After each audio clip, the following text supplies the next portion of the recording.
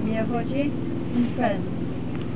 It's a pleasure and a privilege to be here today.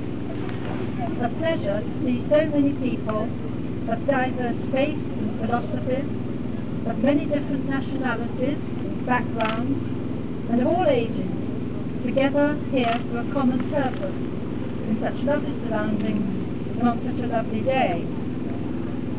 However, this pleasure is tinged with sadness at the recollection that last year these ceremonies were presided over by Reverend Pavla Gossop, who was missed by all of us, but lives on in our hearts. It is, however, a privilege to be invited as a representative of the Milton Keynes Peace and Justice Network to help mark the 28 years that this Peace Pagoda has been established in our midst as a constant reminder of the values at the heart of Nipponzan Myohoji, and for this we thank them. They exist to bring harmony to a violent and self-destructive world, not only by their prayers, chanting, drumming and ceremonies, which are the more visible expression of their mission, but by their actions.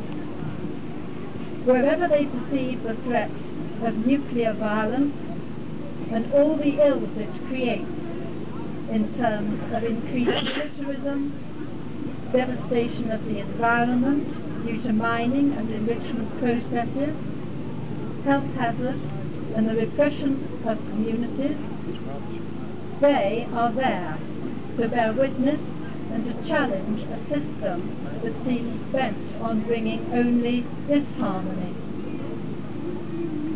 The world we live in appears to be torn apart by conflicting interests. The interests of the arms manufacturers and the governments that sustain them, against the basic needs of food and secure water supply that half the world's population lacks. The interests of those who manipulate the world markets and commodities against the interests of small producers who have no voice. The interests of those who exploit the natural resources of the earth against those who rely on nature to provide a sustaining and sustainable environment. The interests of those whose duty it is to protect the well-being of their people, to hold on to power with repression and violence against those very people, and the interests of comfortable people like ourselves,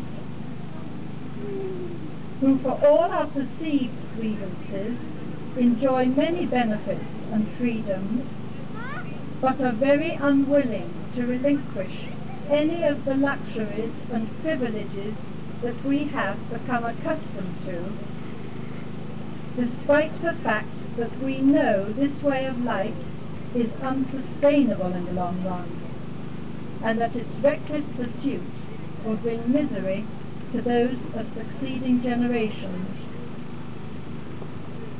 The path which must be taken is the path of clear-sightedness, courage, and moderation in our demands for ourselves.